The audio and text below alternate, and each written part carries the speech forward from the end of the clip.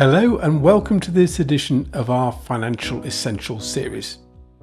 Today we're addressing a fundamental challenge for charity management. How do we truly measure success? For years, many organisations have relied solely on the financial reports, but they only tell you what has happened in the past. It's a historical record. It doesn't tell you if you're building a sustainable future, if you're actually delivering on your mission.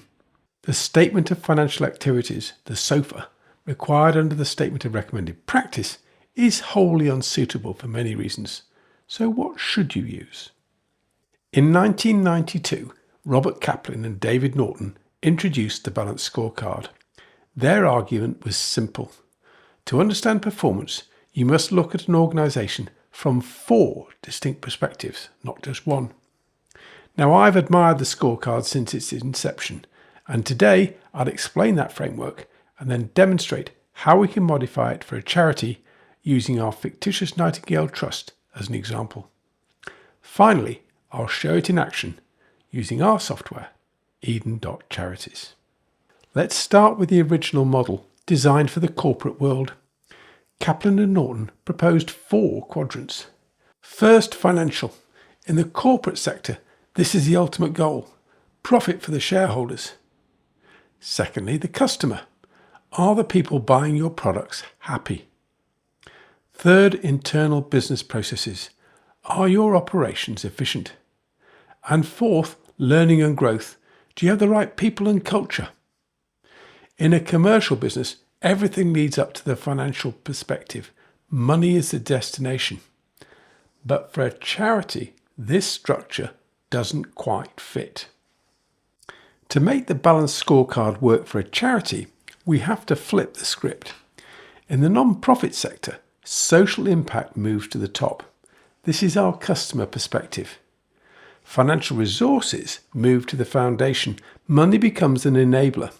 We need it to deliver the mission, but the money itself is not the mission. We integrate our ESG, environmental, social and governance metrics, not only into our operating processes, but also into our learning and growth quadrant to ensure that we aren't just doing good, but we're acting responsibly for the long term. Let's look at our 16 metrics. Some of these will be new to you, as they were to me, but they provide a fresh perspective on how you measure performance as applied to the Nightingale Trust. The Nightingales are doctors, nurses and other medical staff who perform short concerts to improve the well-being of their patients and care home residents, as well as giving themselves a great sense of community. It's a win-win. Incidentally, Eden is the Latin for nightingale, so the name is apt. We start at the top with social impact. For the Nightingale Trust, our goal is to improve the well-being of the patients and the elderly, and importantly, also our doctors and nurses and their medical colleagues. This is our North Star. We measure beneficiary reach. How many patients are hearing us? Then we measure the audience satisfaction. We use a Net Promoter Score, which has widespread recognition. The ward retention rate gives us a clear indicator that the hospital staff who are treating the patients like what we're doing.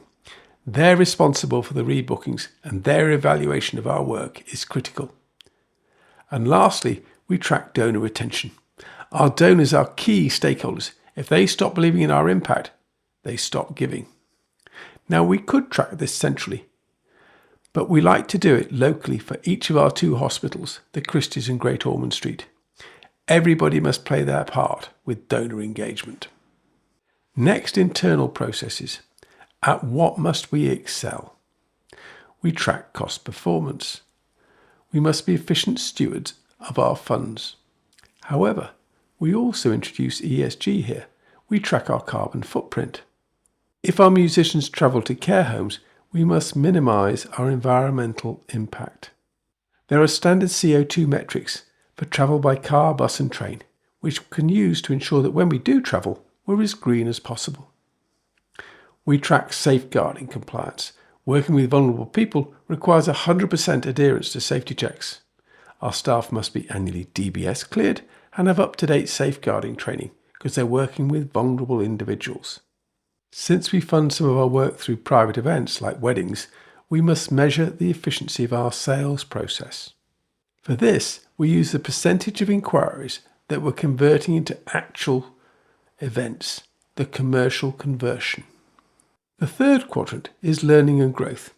This is the foundation of our capability. We measure musician happiness. Disengaged musicians cannot comfort patients. We track repertoire diversity. To serve a diverse society, our music must reflect that diversity. So each item in the repertoire is tagged according to its cultural, linguistic, and geographic elements. This is a key social metric. We also measure healthcare, environmental, and diversity training. Do our musicians have the necessary skills to work in a sensitive medical environment, serving a wide range of ages, different backgrounds, and some with serious mental health issues? Finally, volunteer churn. High turnover indicates a problem with our culture. Underpinning all of this is the financial resources. In the charity model, this supports everything else. We track income diversification. We monitor the split between our charitable donations and grants and our taxable income from private events. As with many aspects of a charity, we need to retain a balance here because this is not a commercial organisation. We look at the cash runway. Do we have enough reserves to weather a storm? We track the programme expense ratio to ensure that the majority of funds go to the front line. How much money is spent on charitable activities as opposed to fundraising or support and governance activities? Finally, ethical procurement. Are we spending our money with suppliers who share our values? How much of our spend is from suppliers who've been ethically audited? The scorecard we've just reviewed is very different from a corporate version, but the metrics are equally hard-hitting. Care must be taken to ensure that the scorecard aligns with the vision of the charity, its missions, and its core activities. Naturally, these will change and evolve over time, so do not view the scorecard as fixed. It must progress with the organisation. Review it at least annually. A word of warning: do not underestimate the power of these metrics, because they will change behaviours throughout the organisation. Now that's the theory. So what does it look like in practice? We've embedded it in the charity's homepage. Eden is organised into different apps for different functionality and to allow easier segregation of duties. On the charity homepage, we have access to the sort reports, the charity analysis codes, and the gift aid menus. We can also see today's tasks and calendar, which can be integrated with your Outlook or Gmail. Let's open up the dashboard so that we can see it better. Here we can see the first two sections of the dashboard: the social impact metrics in white and the internal processes in black.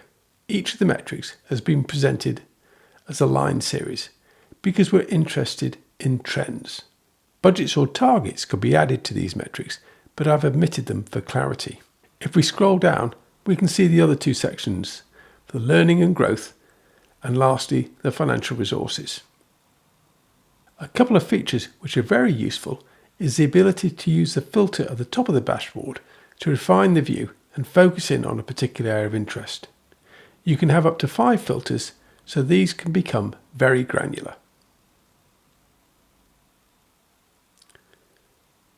Then when there is an anomaly which catches your eye, you can click on it and you can see the detailed entries which make it up with hyperlinks to the source transactions. No longer do trustees and the management team have to wait on finance to answer their questions. They can go directly to the source themselves. Here we can see a couple of spikes in the data, a positive one in March and a negative one in October. Let's drill down on the positive. Looking at the description, we can see that this was the very popular Secret Celebrities programme month, when different stars from the region came in to support the Nightingales, and you can see that their impact was substantial.